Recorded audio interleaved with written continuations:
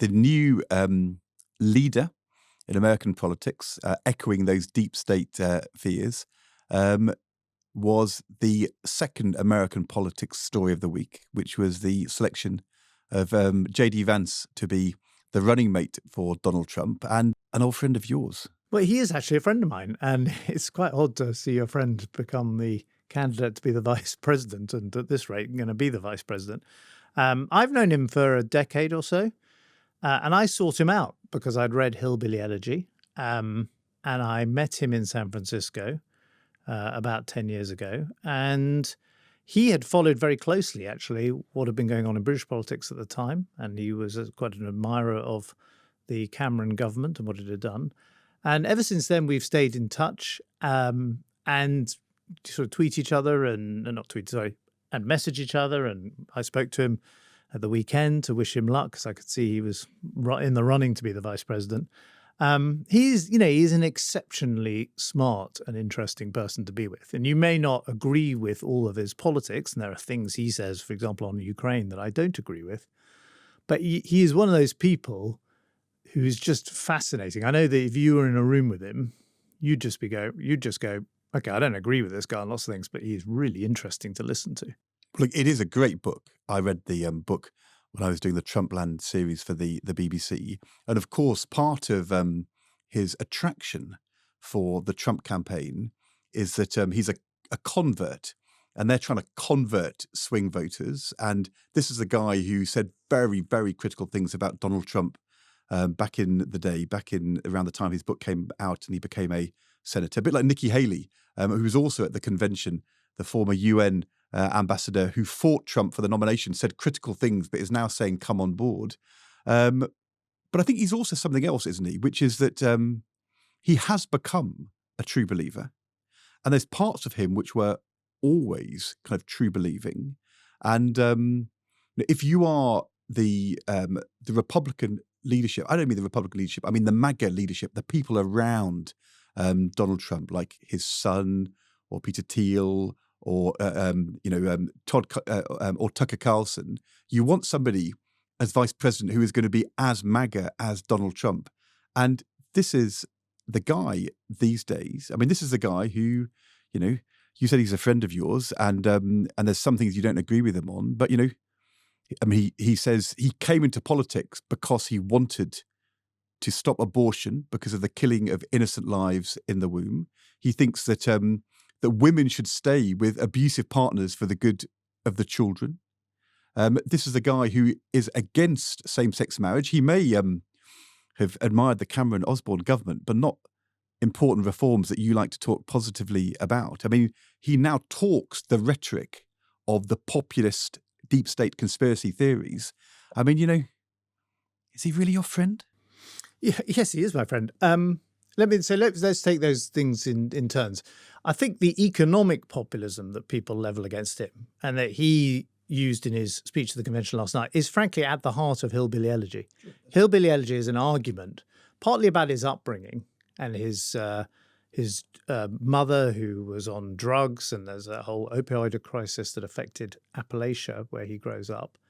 But it's also an argument about the hollowing out of middle America and the steel mill going from the town in Ohio where he grows up. In fact, he speaks movingly about his mother in his convention speech. Maybe we can hear that.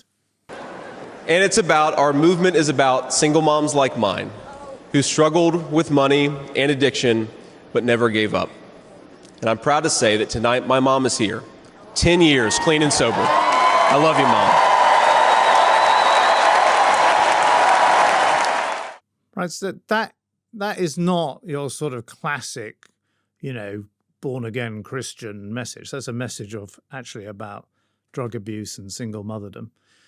Second, I think his own story, of course, he accentuates the story about coming from the Midwest, but it's also a story about success in technology. He becomes a venture capitalist investor. He is connected with Peter Thiel, who you mentioned, who is the great venture capitalist behind things like PayPal and one of the original investors into Facebook.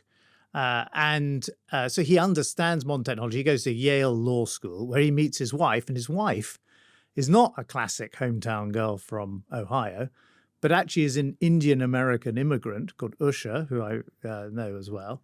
And this is what she said when she introduced him at the convention last night. My background is very different from JD's. I grew up in San Diego, in a middle-class community.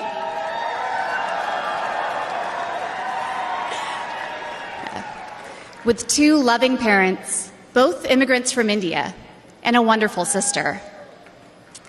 That JD and I could meet at all, let alone fall in love and marry, is a testament to this great country.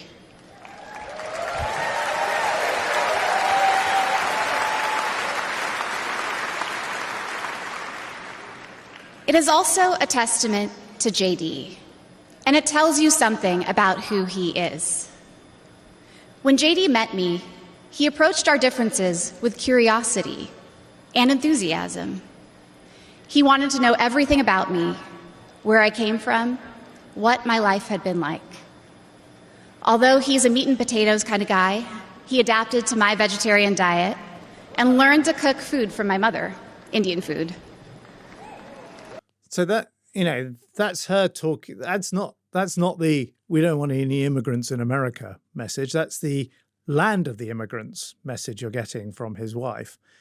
And finally, look, he's been on. I actually met him on the day of the presidential election in 2016, and he said, I can't vote for Donald Trump. And he voted for another kind of, independent conservative on the ticket at the time, on the ballot paper at the time.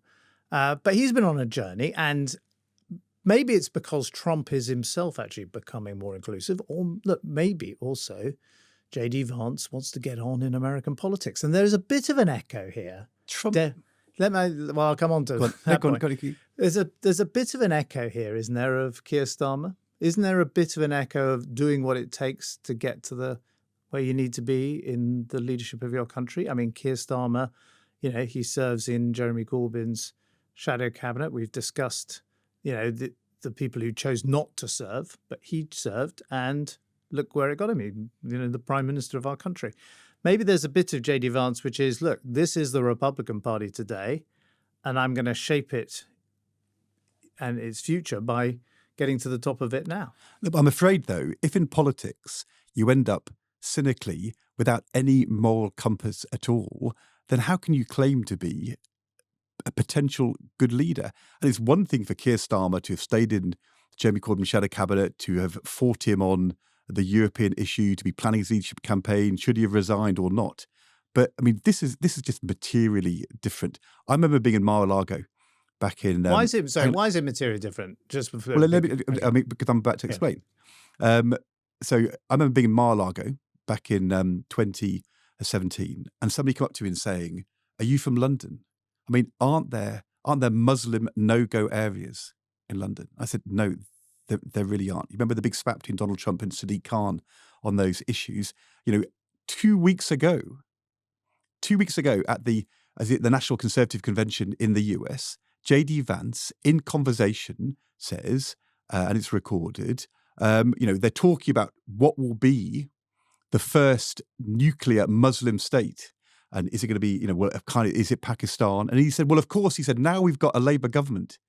It's Britain. Britain is now the Muslim state, the Islamist state with a nuclear weapon. Now, I mean, it's an unbelievable thing to say. And it's shocking. And it is off the page of moral acceptability. And if you can point to me that anything Keir Starmer ever said, which is comparable to that, fine, I'll back down. But I don't think he ever has. And if a British politician had said that, they would be, absolutely. Think what happened to Lee Anderson. He said a very tiny part of that. He was chucked out of the Conservative Party. I mean, JD Vance, it's an absolute outrage. I would say a lot of British politicians on the right as well as the left say fairly extreme things about Trumpian America and Trump. And the point I was making about inclusion. Britain is an Islamist state. Look, of course, I don't agree with it, but okay. I'm just saying. I know, but do you just not agree with him? No, but you're kind of saying, I know, but smart tactics to get in with where the centre of the current Republican Party is. I mean, what kind of person morally says that kind of stuff? I have to say, I loved Hillbilly Elegy, and I agreed with the economic argument. And there's things I would have disagreed with what he said at the time, but the journey he's taken on since, I find it really, really shocking.